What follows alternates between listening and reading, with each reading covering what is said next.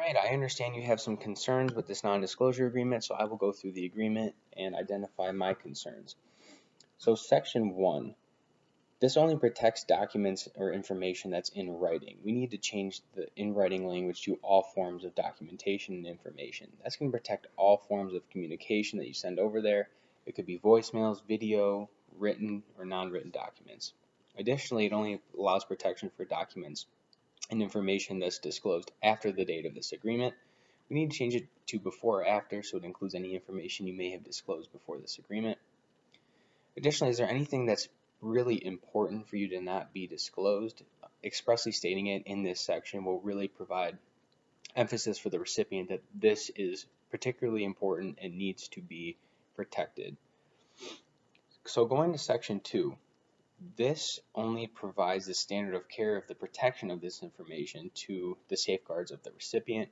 We don't really know how well the recipient protects their own information, so we need to change that to a standard of care that's equal to the company's safeguards of its own highly confidential internal information.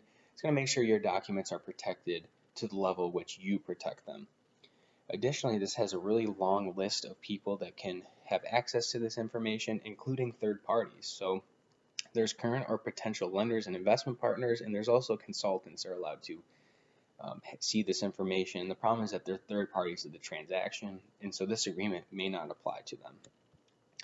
So going to Section 3, the recipient is going to be required to disclose information if it believes it's compelled by law or regulation. The problem is we don't know how it evaluates whether it's actually compelled or not if it seeks outside counsel, so it could potentially, the recipient could potentially disclose information when it doesn't need to be to wrong parties. So we need to add in there that if the recipient accidentally discloses information when it shouldn't have, that they bear the burden for any damages there. That's going to provide you with a remedy and probably going to make them take additional safeguards to make sure that they don't accidentally disclose something.